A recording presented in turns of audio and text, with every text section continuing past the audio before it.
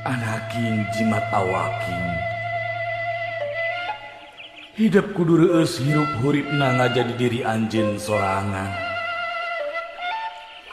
Raksa pariksa amarah hidup nu ngabalukarkeun kaduhung temanggih tungtung. Jalanan hirup ku handap asur ka papada manusia. Jaga jeung riksa sarupaning anu dipiboga ku hidup.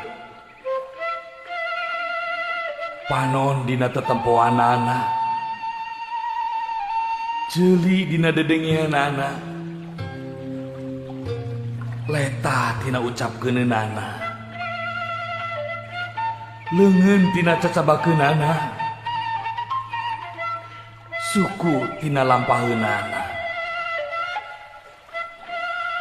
Jaga riksa lengkah paripolah tinu hal anu matak raheut kana manah batur. Ngarah hidup hirup loba dulur, akur jeung salambur. Ulah poho, omat, jaga riksa kaluhungan alam dunya.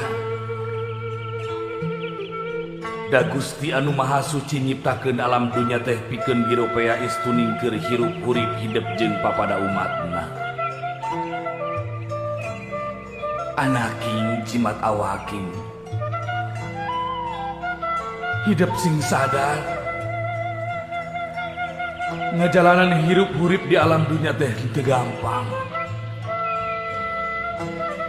Hidup moal salawasna ngajalanan datarna hirup tangtu bakal ngincak kana tanjakan jeung kudunan. Omat hidup ulah kufur, salawasna eling kanu Maha Agung, nyembah kanu Maha Kawasa.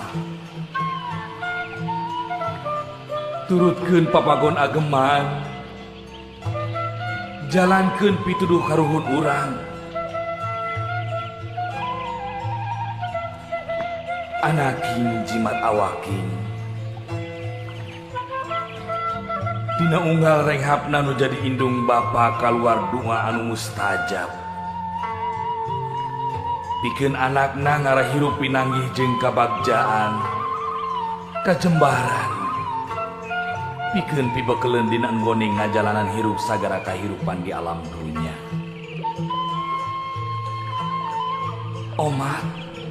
Omat anaking hidup kudu silih asa, silih asih, silih asuh, silih talingakeun ngadiri, silih simbeuhnya kadede, deheuskeun duduluran, raketkeun babarayaan,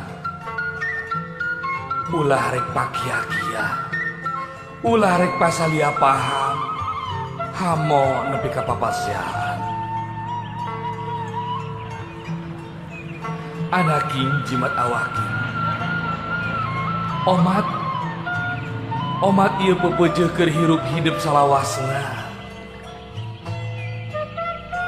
Bral anaking jalanan hirup hurip hidup